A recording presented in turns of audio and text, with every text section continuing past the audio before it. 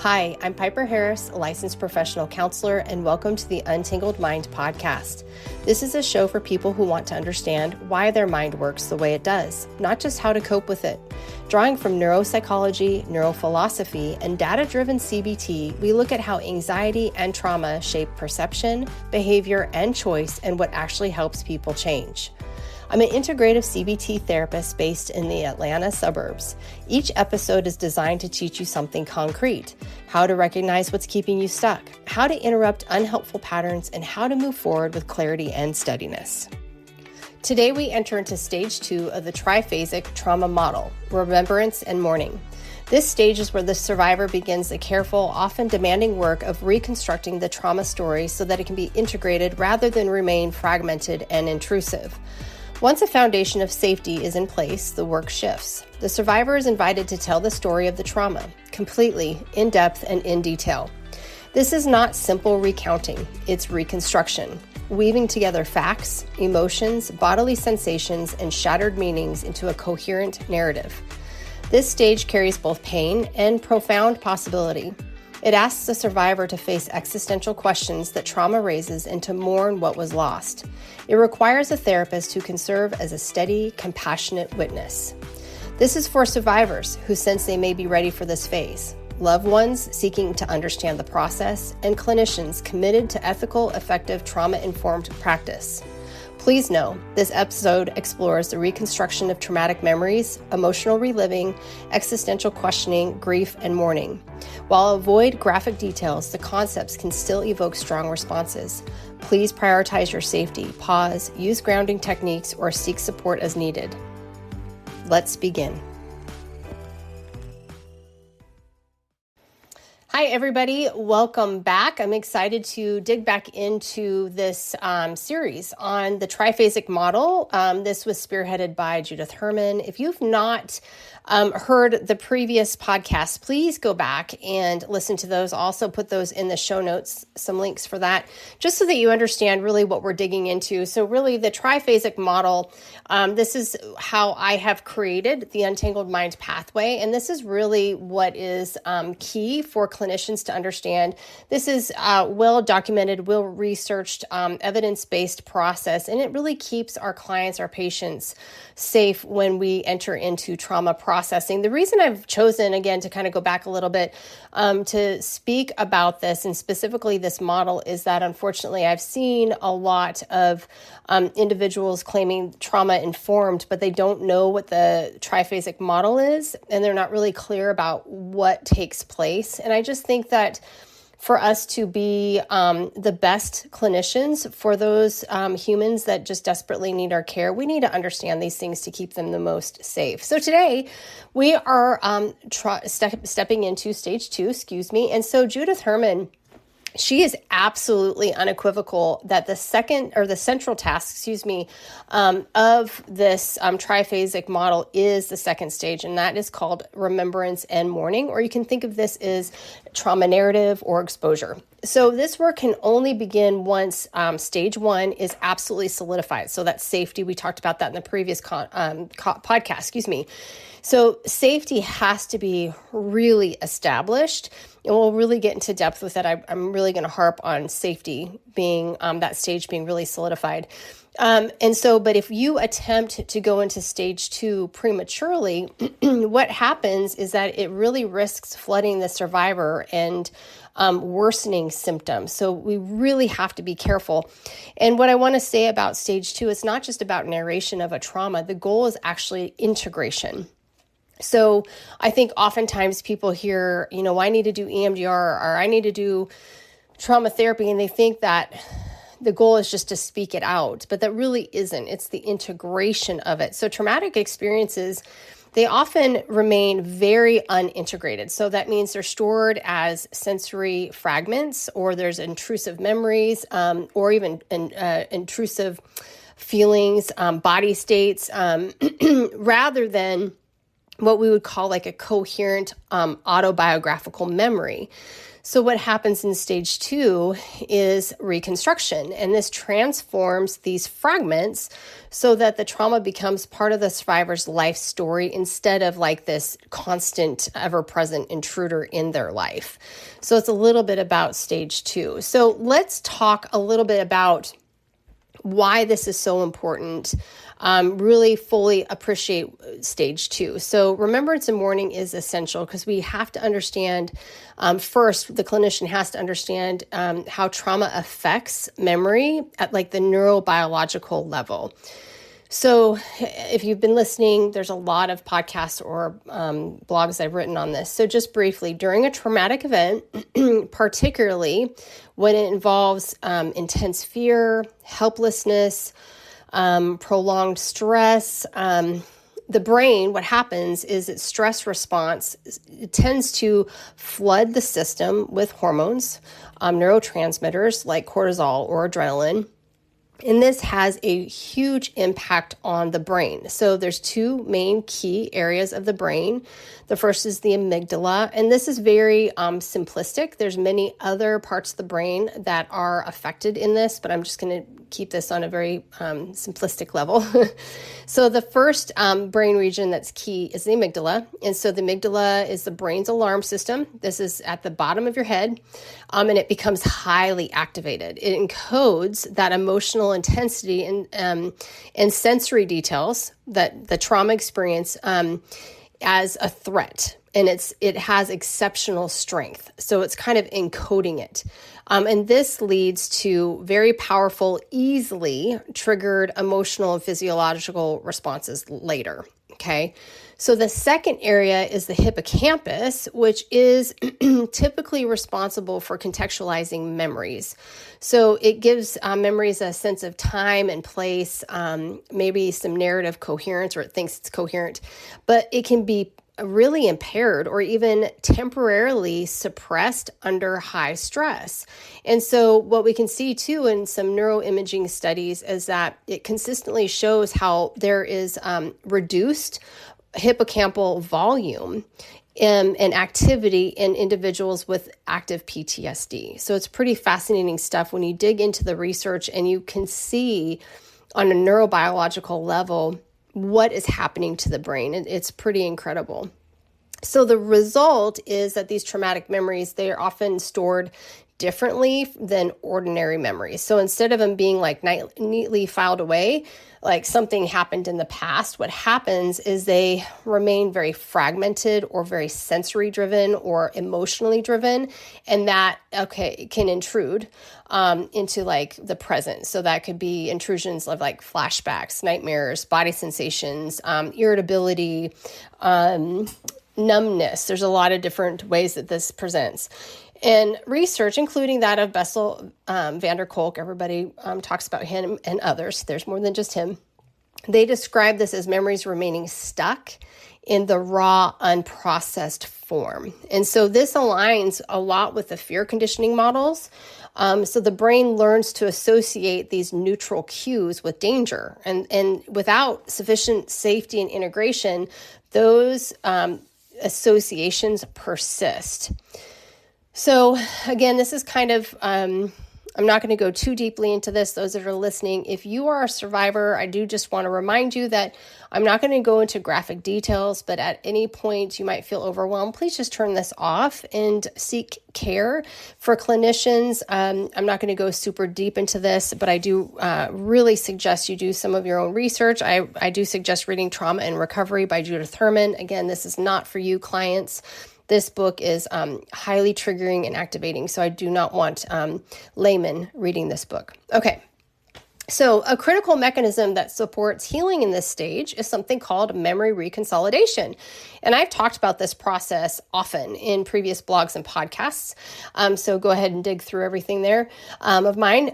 So when a memory is actively recalled in a safe and controlled context, what happens is it becomes kind of like temporarily unstable, like a file getting taken out of a filing cabinet. So during that window, new information is especially safety and updated meaning, can be incorporated back into the memory and restored. It's such a cool process. So this process is supported by research from neuroscientists like Kareem Nader and others, and it provides the scientific foundation for why carefully paced reconstruction can reduce the emotional charge of traumatic memories. So we can think of the process as reorganizing fact. Okay, that's what reconsolidation is. Often, survivors only have bits and pieces of memory, or they can't tell the difference between something that happened or something they feel like they dreamed about. I hear that a lot in session. Like, I think this happened, but I don't know if it was a dream. You hear that a lot. So this reconsolidation process is really key to their healing. So Herman integrates this understanding beautifully in the book. She emphasizes that the survivor has to reconstruct not only what happened, but also what she felt or he felt. Okay, so the emotional states, they really do have to be described with the same detail as the facts. So you can't process a trauma narrative without feeling, if that makes sense. So the emotional states really do have to be described just as deeply and intensely as the facts of what took place. And so then the therapist's role is to help the patient move back and forth between the safe present and the painful past. So you have to really maintain that connection in the present while also allowing intensity of emotions during the processing. So this back and forth is very common when you're doing this trauma work. And for new clinicians, this is very, very important for you to work on, seek consultation on. You can't bulldoze through trauma narration or, different exposure techniques. We'll talk about that. It really does require this back and forth movement because what it happens is it prevents overwhelm of the individual while still allowing that memory to be updated and integrated. You cannot overwhelm the system. So it's precisely this kind of relational process that you're making with this individual. So you titrate, and you can explain this to your client, your patient in front of you, what titration is. You titrate the process. So that is really what distinguishes effective stage 2 work. Because if you are premature and going straight in and you just do some unguided exposure and you don't recognize the insurgence, I guess you could say, of maybe some negative symptomology that's taking place over and above what you would normally see when you're doing a trauma experience, re-experiencing with someone, you have to be able to pull up, go in, pull up, go in, pull up. And so Herman also calls this balance, and I loved when she said this. She says she calls it the balance between the twins of constriction and intrusion. So it's, okay, I'm going to pull back, there's constriction, and now we're going to go into the intrusive thoughts and the memories. So it really is this very delicate dance that the clinician has to be acutely aware of, because otherwise they will cause harm. So you have to have, again, this balance also between avoidance of the traumatic memories. We're not avoiding them because that just leads to stagnation, but we're also not moving too quickly or too intensely into the trauma narrative because that can be damaging and fruitless. So clinicians, what I want to say, if you see a client that's highly, highly activated during a trauma narrative, so this might look like something like real dissociative experiences. So might be where they stop moving entirely and they get this 1,000-yard stare. It might be crying that's like bordering on hysteria, so hyperventilation. You have to be so acutely aware. Of course, they are going to be very distressed. But again, we can't get them to such a heightened state because you're just re-traumatizing them. So again, that's why the titration is so important to be aware of this. Also, what I want to say is that it's important to let the clients know that they're not going to perform, I'm using finger quotes right now, at a level that they think is natural. Meaning, often I have individuals that are very high functioning considering they have complex trauma histories, really intense complex trauma histories. And so this is, I'm talking about childhood sexual abuse. This is very common. Physical abuse, childhood physical abuse. We see a lot of this with foster kids that turn into adults, but they're very high functioning. I mean, they've gotten through life, right? So they often come into session with this expectation that they can just do whatever. Like they're tough because they've toughed out all of life.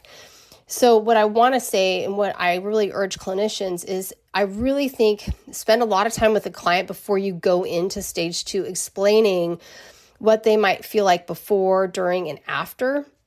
And really caution running into this too quickly. And it isn't to scare them. I'm not saying that, because what we know in our treatment of trauma, and I'm telling you, this goes all the way back to Freud, speaking the atrocities out allows that reconstruction to happen. And it's very essential to their healing.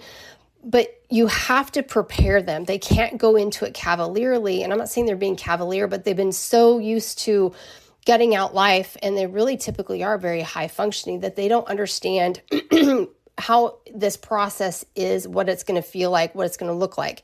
So a lot of times I tell them, I often tell them, like, I'm telling your brain and your body, you and I are stepping into this, that a giant bear is chasing you for the next hour. You can't get through being chased by a bear without any physiological, biological, emotionally driven consequences with that, right?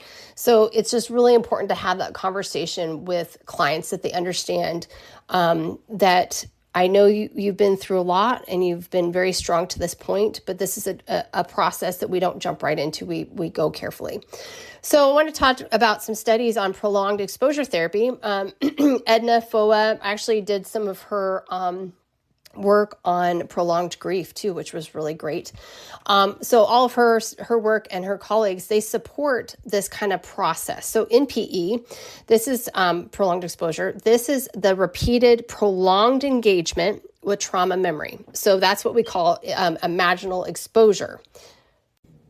So with prolonged exposure, so there's a couple of different ways that you can do this remembrance part. You know, there's the narrative approach, there's a prolonged approach. There's different approaches to how different practitioners, their theoretical lens. So with prolonged exposure, you have that constant engagement with the trauma memory. So that's called imaginal exposure. And then you have avoided situations that we also work in, and that's called in vivo exposure. So that leads to something called habituation and corrective learning.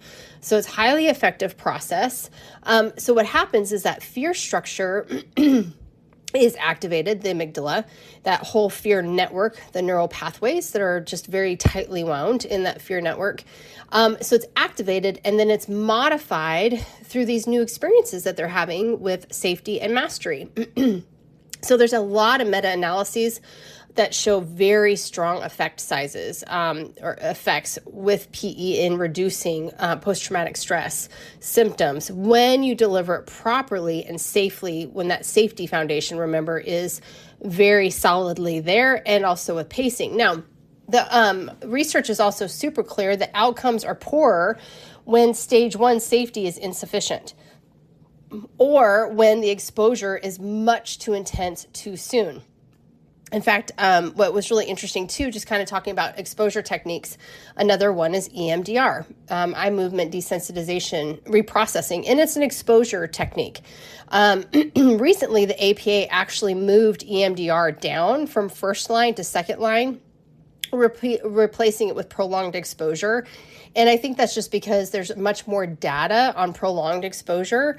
And so, again, these are exposure techniques. So in summary, stage 2, it really is a balance of, your clinical wisdom along with some neuroscience. So if you're a clinician listening, it is very, very, very important if you step into truly trauma-informed work where you're going to be stepping into stage 2, you need to understand even on a basic level, what's happening in the brain. This is going to make a huge difference for you explaining some of the effects to the client so you can prepare them and before and after. It's really important that you have that neuroscience with you as well. But what's great about this is that what we're doing is we're reconstructing the story in safety, because we've already established, remember, stage 1. So we're helping, it's really cool, we're helping the brain restore context. We're reducing the amygdala activation, those amygdala-driven intrusions, and we're allowing the memory to take its proper place in the past. It really is a really incredible tool, but again, we have to be structured and caring for that human being that came to us. So in talking about Herman's, her triphasic model, I think it's really important to understand that the work in stage 2 is, well, all of it, but really stage 2, this is very in-depth work and it must be precise, meaning that the survivor tells the story completely in depth and in detail.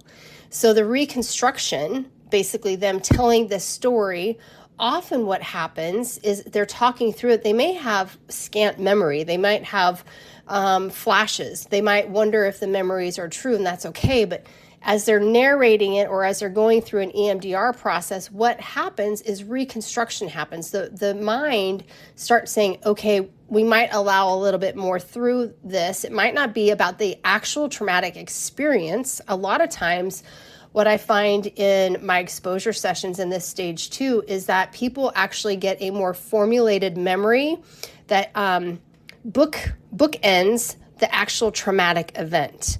So all of a sudden they're like, oh my gosh, I can't believe I remember the color of my dress. Or, oh my gosh, I can't believe I remember the creak on the stairs.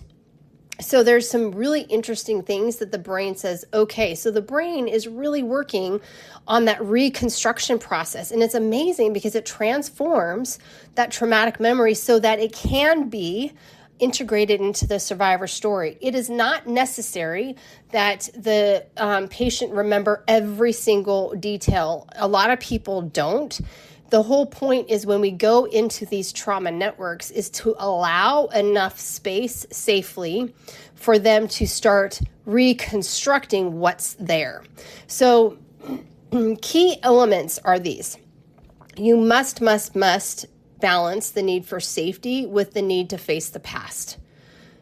This is 100% a foundational key element if you are going to step into stage 2. Constructing both what happened and what was felt, as I said before. So you're asking an individual when you're in there, what are you seeing? What are you smelling? What are you sensing? If you're doing an EMDR process and they don't want to do speaking, then you're preparing that client before you go into the exposure, that you're saying to them as much detail as you can find. Because again, we cannot just recount, just speak it out. A lot of people with considerable trauma, they just speak it out, and they speak it out with no feeling or emotion.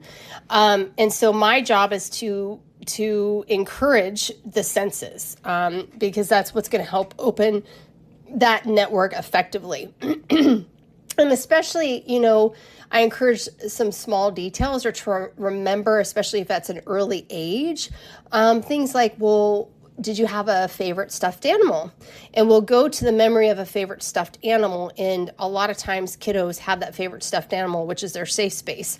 So often we'll talk about the favorite stuffed animal outside of exposure, and then the stuffed animal is a memory within the trauma narrative.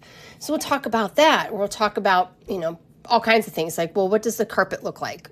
All of that. So you have to keep in mind, clinicians, that a trauma narrative, it does not have everything else involved in it. It's going to have bodily sensations, and it has to be complete. So you have to construct what both happened and what was felt. So you need to encourage the client into feeling. Without the affect, like I said, Freud said, there's nothing will take place. It's fruitless. So there must be kind of this painstaking attention to detail and feeling, the detail of feelings and facts. So we're integrating both of those.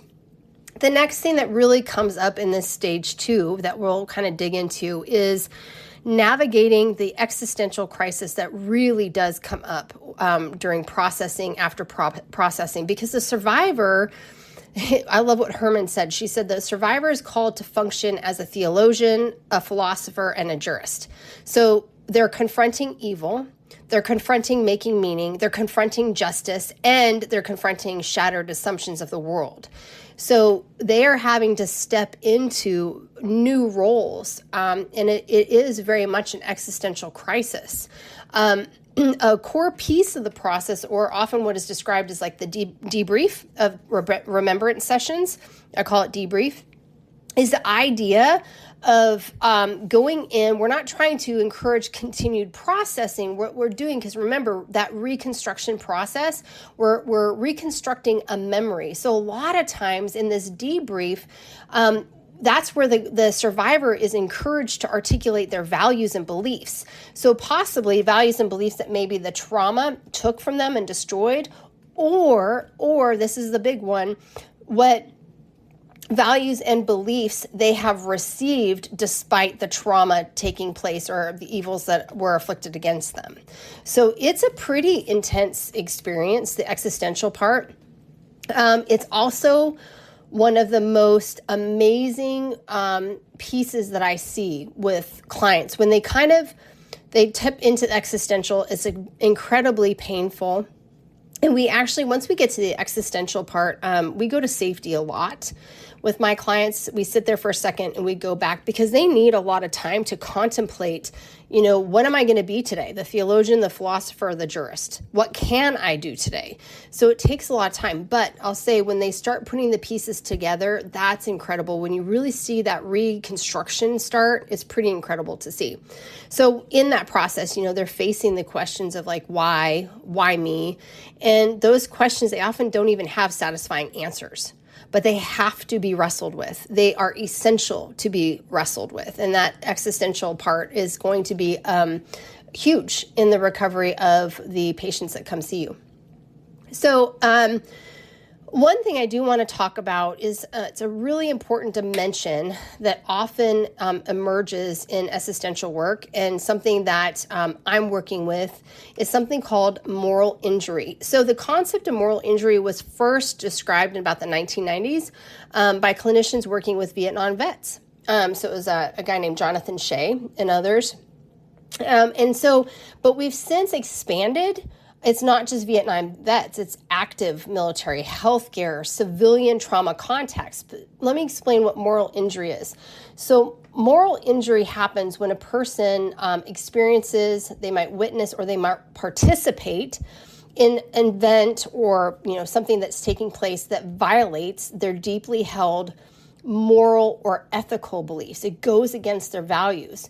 So what moral injury looks like is it's characterized by profound feelings of guilt and shame and betrayal, self-condemnation, and a lot of loss of meaning or trust in their self or others, or even in institutions. So what's interesting with this existential part, clinicians, if you're listening, if you find you're kind of hitting up against a wall, because stereotypical parameters for PTS work, it just can't seem to get there, I really suggest that you start doing some reading on moral injury. Again, Jonathan Shea is great. I studied under Dr. Koenig. This is important because this, I think, has really fulfilled or really opened my eyes to, this is the thing that I kept bumping into.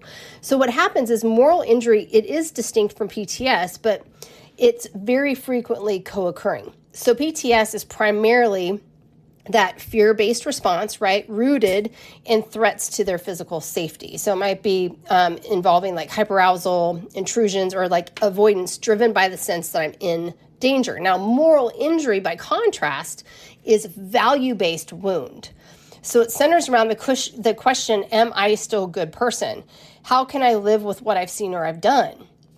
So it really often leads to a spiritual or existential distress. So you might see this like with withdrawal in relationships, definitely a shattered sense of self, and it goes far beyond fear. So in stage 2, moral injury frequently surfaces the survivor's confrontation with those questions of like, why and why me? So these questions often, they don't have any answers, yet they really do have to wrestle with it. So for many, like with trauma, involved not only fear, but profound moral violations. So whether it's acts of betrayal, failures to protect, or situations where their own actions or inactions violated core values. We see this a lot, unfortunately, with military, because they're being asked to carry out orders. You can see this in healthcare workers, same thing there. And we can also see this with victims of childhood abuse. So I want to bring that attention to your attention, clinicians, and even if anybody out there is listening and saying there's just the PTSD there's something missing. Inform yourself, what's moral injury, and then find a clinician that knows what moral injury is. There's some really great assessments that you can also use. And again, I use all Harold Koenig stuff, but it really helps because we can reconstruct that story in this stage. We can still do it with moral injury, and it allows the survivor to actually now examine the moral dimensions and then grieve them and then begin that slow process of moral repair, self-forgiveness where it's appropriate and where they need to go. Okay. So moral injury is something that I've seen a lot of, and I've integrated into the work with trauma. So just wanted to go kind of a little bit on that. Existential questions, oftentimes, if you have a client that's really stuck in that spot, I really encourage you to start looking into moral injury. All right, so Herman, she emphasizes that the therapist role, this is very, very important. We're going to really talk about this one, is in that moment to serve as open-minded, compassionate witness, period.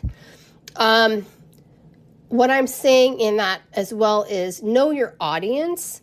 Compassion toward your patient is different for maybe a very tender-hearted woman as opposed to a very higher ranking military individual. Okay.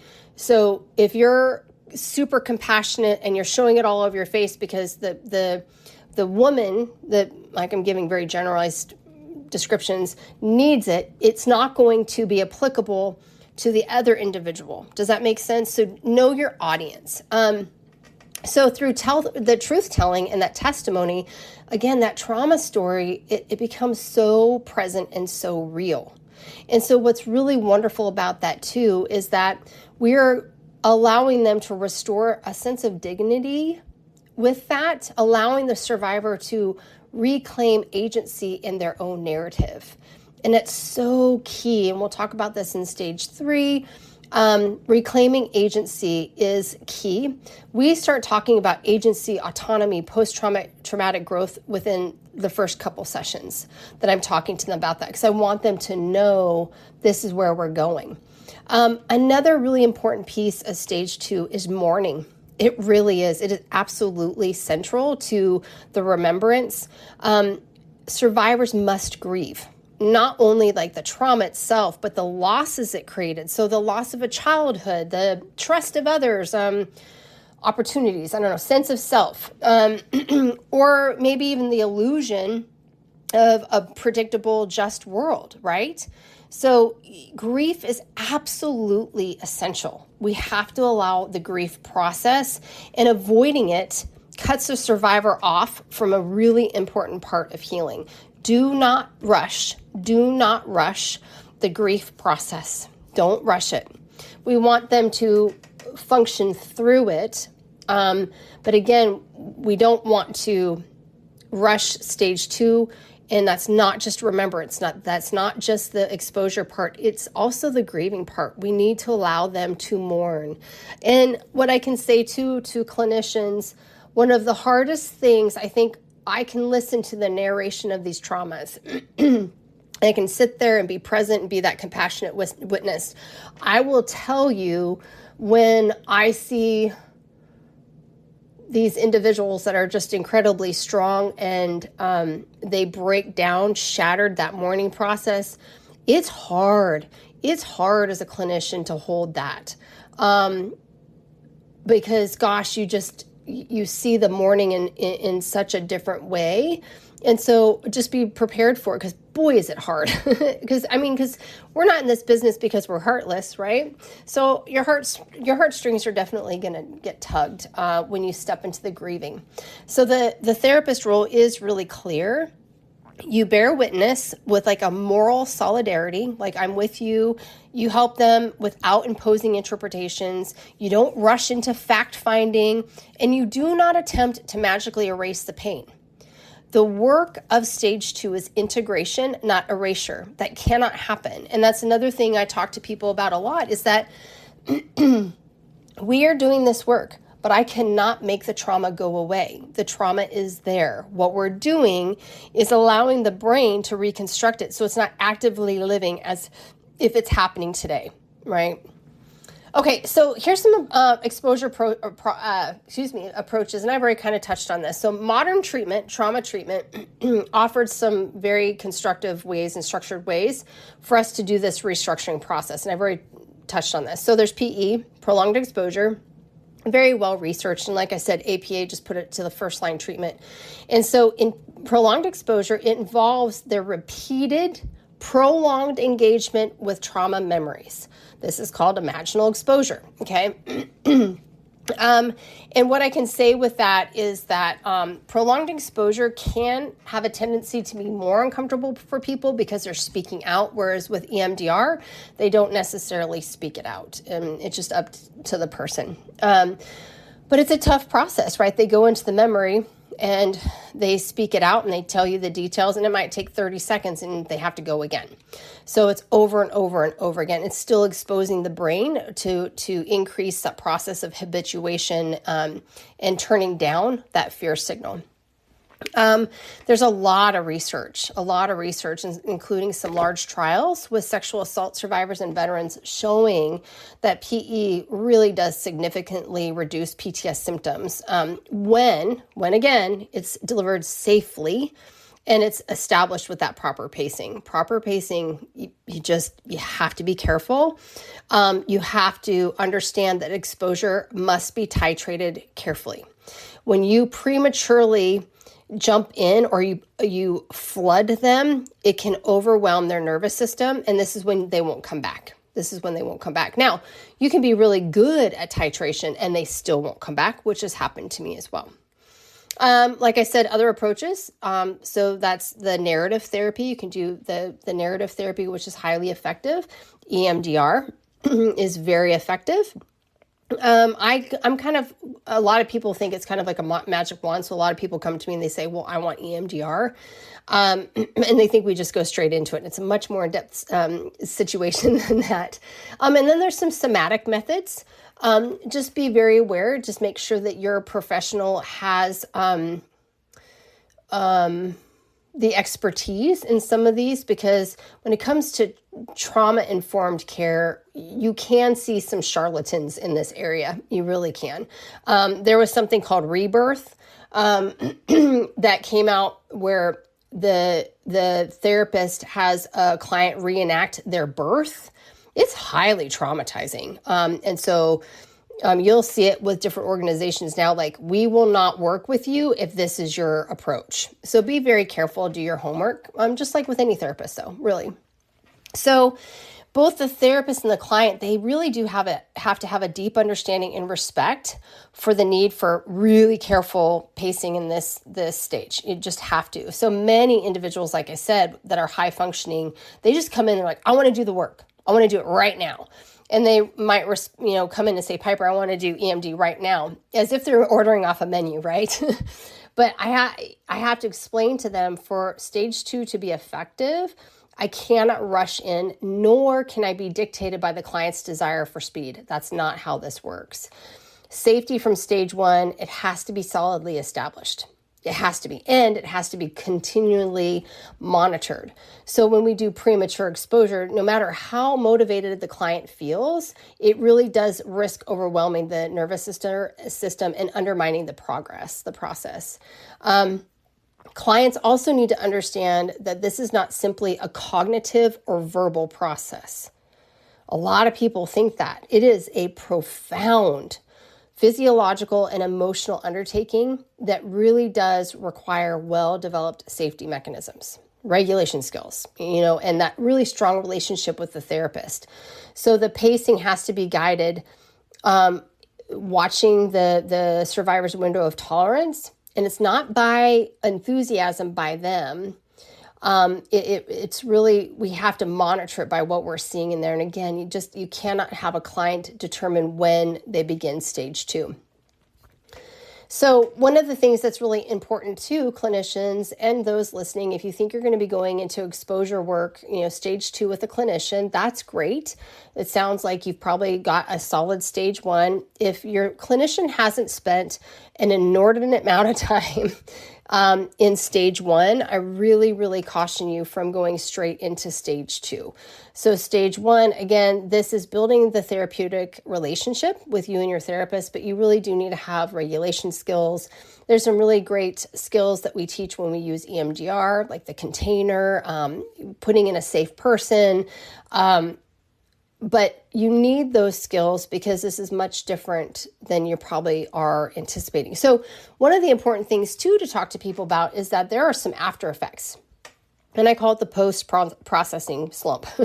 So after a very deep remembrance session, understand that there's significant neurological activity that continues outside of the therapy room. So what we do is we prepare the client. Do not do any deep processing on your own. And again, this is why stage 1 is so important. You teach them about how to observe emotion and memory rather than participate. We give them a lot of regulation skills because that's hard. I mean, when you go through a trauma session, a remembrance session, you want to kind of dig back in. So what happens is, like during the session, during our remembrance session, that memory reconsolidation opens up, right? That temporary window in the brain of that activated trauma memory. And it becomes kind of, like I tell my clients, like a colander. And so what happens with that is then we start updating it. Things can come out, things can go in. So what can happen is it starts becoming updated with new safety and meaning, just simply because they were in that room. You taught them, you walked them through with regulation skills and that sort of thing. So the neuroplastic process, neuroplasticity, this is the brain's ability to form and strengthen new neural connections. That does not stop when the session ends at all. So this happens for many hours. And what we know is it happens up to 48 hours afterward. So what happens is the brain, it's continuing to integrate that material at a very, very deep level. So this is kind of like the behind the scenes work that is absolutely metabolically demanding. It is. So clients often, I tell them, like I give them a worksheet, like just remember this you're supposed to feel this way. So oftentimes they'll experience what some clinicians, like I said, call the post-processing slump. So that's like a profound fatigue. They're so exhausted. Mental fog. They might have emotional sensitivity. They might go back into very vivid dreams. So you will see typically a temporary increase in symptoms.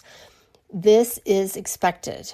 Because the slump, it's not a setback. It's a normal sign that the brain is actively rewiring pathways, okay? It's reducing the emotional charge of that memory, and it's moving this kind of fragmented material into a more coherent or contextualized narrative, okay? So the nervous system is also recalibrating. What's so very important after a deep remembrance session is you've got to rest. You've got to hydrate. You really do. You need to do all your gentle grounding processes. You got to reduce the general demands on your day. There's no alcohol or drugs. You cannot, because that's going to greatly diminish that neuroplasticity that's taking place in your mind, in your brain. It demands during this period that you have those supports in process, like with the process. So this is, again, another part of safety is, who are my supports? What can I do for support? You have to have this, because understanding this phenomenon, they have to understand when you leave here, you are going to be exhausted. I remember one client, we had an intense remembrance session. And as they're walking out, they say, oh yeah, I'm going to meet some friends for lunch. I'm like, oh my gosh. And I said, oh, okay. Please don't drink. And if you're driving, maybe have your friends pick you up, or because you're going to feel really exhausted. And wouldn't you know, they came back the week later and was like, I should not have done that. I'm like, yeah, it probably jumped on you the second you started eating, your belly got full, and it was like, you're out. And they said, yeah, I shouldn't have done that. So you got to really maintain that, hey, I need to hunker down, I need to take care of me, and really avoid the external pressures to step out of that, because this is really important for you, because it is hard work. It really is. It is not just narrating your trauma. It is a full system online, a full physiological change. And why go through this and then kind of short circuit by drinking or doing whatever it is? You don't want to keep doing this forever. So just be aware, clinicians, you're not doing anything wrong when you see that slump. It's very, very common. With my long-term clients, my complex clients, I'll see their scores from month to month go up and down, up and down, up and down. But I also can correlate it to, our remembrance sessions, or like what's going on in their life. I track all of that. So this is a really good opportunity to talk to them about state versus trait, because you don't want them to have like, oh my gosh, I'm failing. No, you're doing great. This is to be expected. So education on this post-processing slump is really, really key.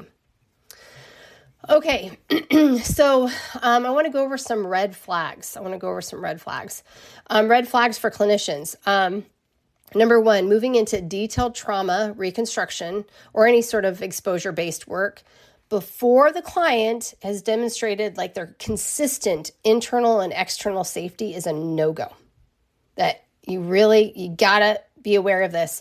It doesn't matter how bad that client says, I can do this, I want to start this right now. If you have 1 ounce of like, ooh, I don't know, then you don't do it. Number two, pushing for breakthroughs. Don't do that. Or like really rapid processing because the client appears high functioning or requests this. I will say, however, there's a lot of work on something called flooding. Flooding can be highly effective. There's a lot of research on it. They've done a lot of post-traumatic like flooding. And I think they can do it in about 12 to 14 sessions. I'm trying to remember some of the studies. Flooding is absolutely intense. And so if you go into a flooding session and the clinician actually knows what flooding is, then you've had copious amount of time to figure out stage one. Okay. If clinicians, you are pushing for a breakthrough or this rapid processing, then I would really say you need to consider who you're doing this work for. Them or for you. So just be aware of that. The other thing is number three, the failing to titrate the work. Clinicians, you have got to titrate the work.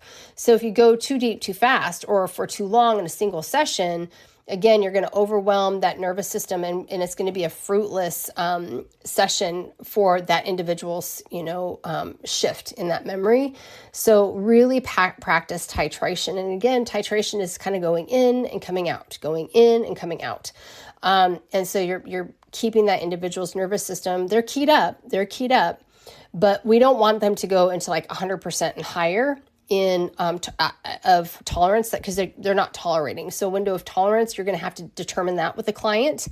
I use a thermometer to talk about like our levels of tolerance. And so we are identifying levels of tolerance and intolerance in safety in stage one. So it's really important to understand that. Next thing, number 4, if you become overly focused on the content, like getting the story. What I will say is when you start listening to these, you're going to be very confused because you're going to be like, wait, what? I don't understand what took place. It is not your job to fill in the gaps for them. In fact, that's wrong to do. That's not your job. We don't fill in the gaps. We remember we're the compassionate witness. We listen, and we might say things like, if they're doing a prolonged exposure, their first narration might be totally different from the 6th or 7th within a session. And I take notes the whole time, and I might pick up clues like, wow, first narration said this, 7th said this. Did you notice the shift in how this made you feel, like within your body? So approaching it that way, not saying, well, let's figure out what this is about. You need to encourage the client to consider, what did I feel when I found this new evidence? Or gosh, I didn't realize I said that. Let them sit on that. Let them sit on that, because you cannot be overly focused on getting the story and neglect that client's moment-to-moment window of tolerance or arousal levels or dissociative responses. In the debrief, don't focus on getting the story. Focus on, if nothing else, that meaning making. Remember, those existential questions are coming. You can point out things that might be different, or even if you're doing an EMDR session and you're not hearing anything, just say, considering when you came in here today, and how you were feeling there, any new sensations that you noticed today. So we're really focusing. Remember, it's not just about the story, it's about the sense, the feeling, the bodily sensations. So we want to try to bring them in, because that does maximize that reconstruction process. Okay. Please, clinicians, don't minimize or discourage clients for their need to return to safety. Okay. Stage 1. Please don't. If they need to go back when their symptoms feel too intense for them, then your job is to say, yes, I'll take you there. Now, again, we can't have avoidance, because avoidance just prolongs this. But there's a difference where the client says, this is too intense. I can't, even if it's like 5 days after the session and they still have intrusive symptoms, absolutely, let's go back to safety. I've done that many times. We would have a remembrance session. We don't go into another remembrance session until like 6-7 weeks later. Okay. And that's okay. That is okay, because this is not about you getting somewhere with the client. This is about the client and their reconstruction process in the safest way possible for themselves. Okay. And another thing too, please do not treat stage 2 as like this linear checklist rather than like a very collaborative, flexible process. Just because you're the clinician that knows the tools, the exposure tools, whatever it may be, don't forget that human being has survived through this. They know them. Yes, they want your expertise. But if you start just treating them like a checklist, I'm telling you, it's gonna have no effect on them. They'll pick it up. So be very, very careful, clinicians. Okay, red flags for clients and survivors. I want to say this. Please, please, please, clients and survivors, or even family members, a red flag is insisting on jumping straight into intensive modalities, such as EMDR and prolonged exposure, before there's any safety and regulation skills that are solidly in place. Do not, family, friends, even those listening that think they need this help, you cannot insist on jumping straight in. I know you just want to get it done and rip off the Band-Aid, but you really, please trust the clinician. Please trust the clinician. Do not minimize or deny any current symptoms or life instability with statements like, I'm fine, let's just get this over with. I understand that that's your way of saying, okay, I'm just scared, I want to get through this, but it is very, very important that we do not deny, avoid, compartmentalize what's taking place, because I can't monitor and provide you the care if we're not totally open. And that's why, too, stage 1 is all about building that relationship with your clinician. It is so key, so key. The third one is avoiding the emotional and sensory details, okay, of a memory. I know a lot of people want to just stay in the cognitive, like factual recounting. And I can see them just kind of, go through and they're just like, it's like their checklist. Like, I'm going to say this, I'm going to say this, I'm going to say this. And they'll say things like, yep, see, I can recount it. you are prolonging the process. I will share a little bit about my own story. As I was a rape victim, I guess I just don't think of myself as that person anymore. But for so many years, about 20, I did some work, and then it went away, I guess you could say. And I was able to recall what took place with me, there was no emotion to it. It was fine. Nothing, no big deal. And I was very almost flippant about that. And I have a pretty big amount of shame because I think, what if there were other rape survivors and I was talking that way? But all that to be said, what was really interesting about that is I had been avoiding those emotional responses. And wouldn't you know, about 25 years after the rape, my brain decided to open up a lot of memories I didn't particularly want. And that does happen sometimes. So recognize when, if you are kind of emotionally blunting things, that, okay, this is probably a safety mechanism. We understand that. But if you only stay at this very cognitive or factual recounting of the event, we're not going to have the full force of that restructuring process behind what you're doing. So just be aware of that. Next one is, you cannot, family, friends, individuals that are wondering about this, you cannot expect a rapid resolution. You just can't. You can't do one giant big session to clear the trauma. Now, the caveat to that is that there's trauma intensives, which I do. There are trauma retreats, but you have to keep in mind these retreats, these intensives, we're in session processing for up to 5 hours a day. Okay, so it's not one just like 1 hour, 2 hour session. I mean, we're processing for days at a time. So please be aware that, especially with EMDR, I think people think that it's a magic wand. It's not. It's just a effective tool for exposure. It doesn't rapidly resolve. In fact, you might get frustrated if you go in like, why am I not better? The counselor sucks. And okay, maybe the counselor does suck, but if you're going in with that, I have to get this fixed now. If you go in with it like that kind of expectation, you're going to be really upset. Okay. Another big thing that I think is important for those who are considering stage 2 or exposure remembrance sessions, or family and friends, is that oftentimes we'll see people become really discouraged and self-critical during that normal post-processing slump. Okay, so they might be interpreting fatigue or other temporary symptoms as a failure. So please be compassionate to self, people that are listening, and then friends and family. This is where you step in as that safety and that support.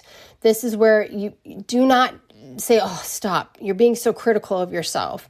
It's just, boy, this must be really hard. I can't imagine what that session was like. Do not try to discourage them or their self-criticism, because you're just going to shame them. They're already suffering within the shame that does typically come along with trauma.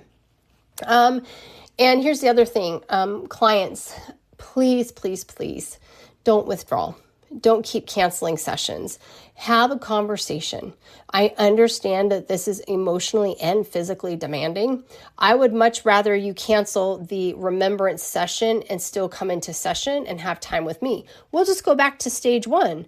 We'll have conversations what's in stage 1. This is the titration process. This is the dance that we need to do. But if you withdraw and you hide from me, I can't help.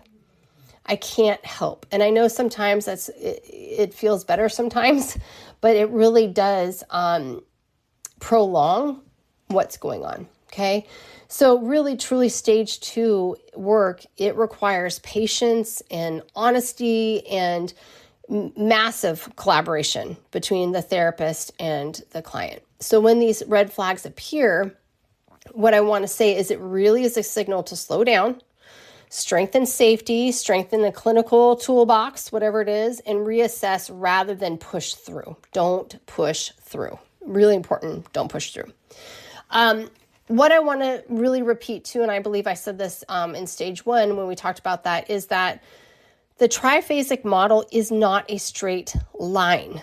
It is not linear. Survivors commonly cycle back to stage 1, even when they're even past stage 2 and they're in stage 3, okay? So remembrance work, that stirs up those really intense emotions, and then maybe life stressors, chime in, and, new layers of memory might resurface. So returning to safety is not regression, because again, the triphasic model is not linearity. It is not. Safety is not a regression. Safety is an intelligent, very protective and necessary part of the process, of the healing process. Very necessary. There is no such thing as regression. Now, what I will say is if you're going to stage 2, you're flooding, you're not being cautious, and they massively regress in symptoms and stuff, then that's regression, but that's on the clinician's part. That's their fault. So a lot of people move fluidly between the stages, okay?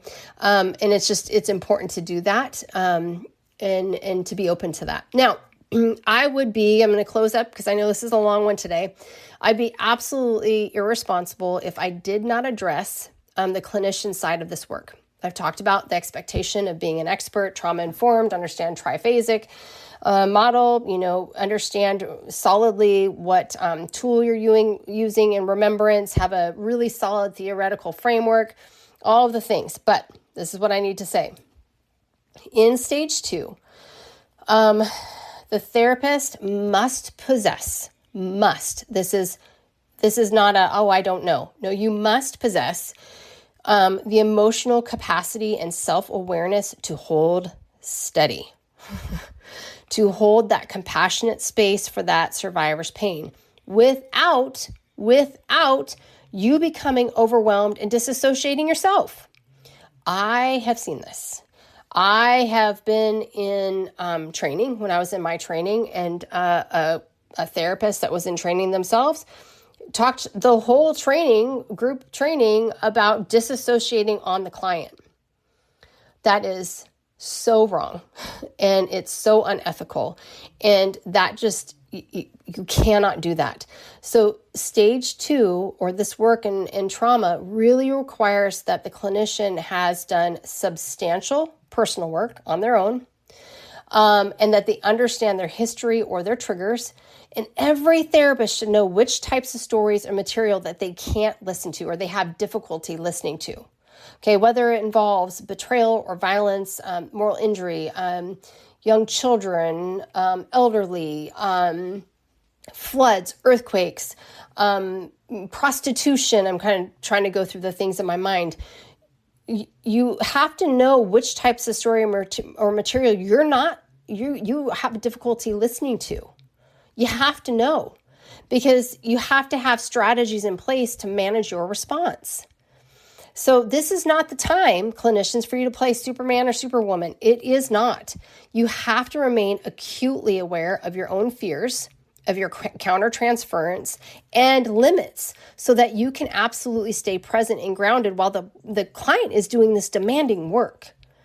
When a therapist can't tolerate the material, I'm telling you, this is highly unethical. And you must seek consultation, engage in your own supervision or therapy, I'm not even going to say and you need to refer that client to someone who's better equipped to handle that particular story. There's no shame in saying, gosh, I didn't see this. This can happen too. Maybe you're like, yeah, I've done the work. I know the things. And something comes up and you're like, and it just hits you upside the head. Okay, that happens too. You're not a bad therapist. You just didn't see around the corner on that one. But you must refer out to someone else and seek consultation, because you will cause more harm if you continue in that process, because you're not going to be able to hold the space. You can't be zoning out when a client's telling their story. You can't do it.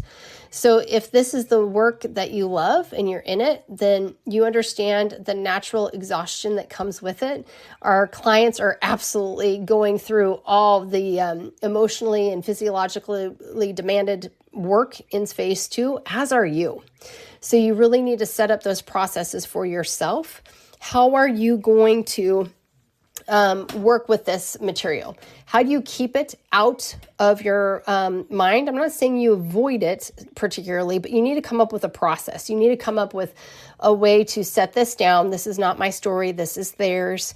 Again, if you get highly triggered, maybe it's just broke your heart. That's okay. Like, you're a human being, but always, always, always have someone that you can seek consultation with. I am so enormously blessed that I have some really awesome people that I can turn to and say, hey, this was a really tough situation. I just, I could use a listening ear, and I only go to trauma clinicians with it.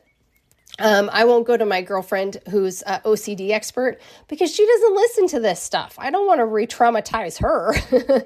But I go to other trauma clinicians and I'm just like, how do you hold space for X, Y, and Z? I'm not giving details, but it's just like, okay, this was so heavy for me. I feel like I was in the ring and I had a 12 match fight. I'm battered and bruised, and what do I do now? Because this one was toughy. So always find trauma clinicians for that consultation, because they get it and they will have, I would say, superior advice in how do we bracket, what are some of the things that you need to do afterward. You'll learn a lot in school. They're like, do self-care. It's really not helpful. Universities could do a lot better with that. Just do self-care. It's not bubble baths, y'all. It's not. So again, find those individuals that you can, save on your phone and that you call in those situations. But again, please, please, please, clinicians, if you're listening, you have to be able to have the emotional capacity and self-awareness to hold this. You have to. And so even like with my mentees, I have them do a checklist of like, what populations and things are you willing to work with? What are the things that you're like, no, I can't go there? I mean, I make them think about it. And sometimes they giggle at me. I'm like, oh no, believe me, you need to be prepared for this, And so it's really important. And I just felt like I really needed to discuss that today. Okay. So that's today. It's a long one. Stage 2, it's a long one. So remembrance and mourning is extraordinarily courageous work. It is for the client and it is for the clinician. It allows the trauma to move from something that defines and intrudes upon their life to this painful but integrated part of their history. That's why it's extraordinary, y'all. Like, they do stage 2 and gosh, you just want to save them from it, right? But they've already lived it. But it's this courageous work of them saying, I'm doing this, I'm going in there, and I'm going to integrate this into part of my history where it no longer lives alive and it doesn't intrude in my life today. It's so extraordinary. And so I want you to hold that courage for people that come to you and those that are listening. I listen to these stories and I'm like, how are they here? How are they upright? How have they survived? I am in astonished gratitude that they're sitting in front of me. That's what stage 2 is. That's truly what it is. Okay, so next episode, we are going to explore stage 3, and this is reconnection, and this is a beautiful, wonderful part 2. So reconnection is really about rebuilding their life and relationships and meaning after trauma. So I have kind of a gentle reflection question for those of you that are listening. If you're approaching this stage, so going into remembrance, what aspects feel the most important right now? Is it putting words to the story? Is it mourning specific losses? Or is it that you simply need to be witnessed in safety? What is it? Bring that to your therapist. Answer this and then bring it to them and say, this is what I really need from you right now. You know you. We are doing everything we can to help you, but gosh, really consider what most do you need going into stage 2. So again, there's going to be resources at the end in the show notes. Please, please, please don't do this life alone. The National Domestic Violence Hotline is 800-799-7233. You can also call the Georgia Crisis and Access Line at 1-800-715-4225. Or you can text the crisis hotline at text HOME, HOME, to 741-741. Don't do this alone. There's a clinician out there for you. Clinicians, kick ass and take names, do all the studying you can, and you be there and you hold this space for these incredible, incredible survivors. Thanks so much for listening. I'll talk to you more next time.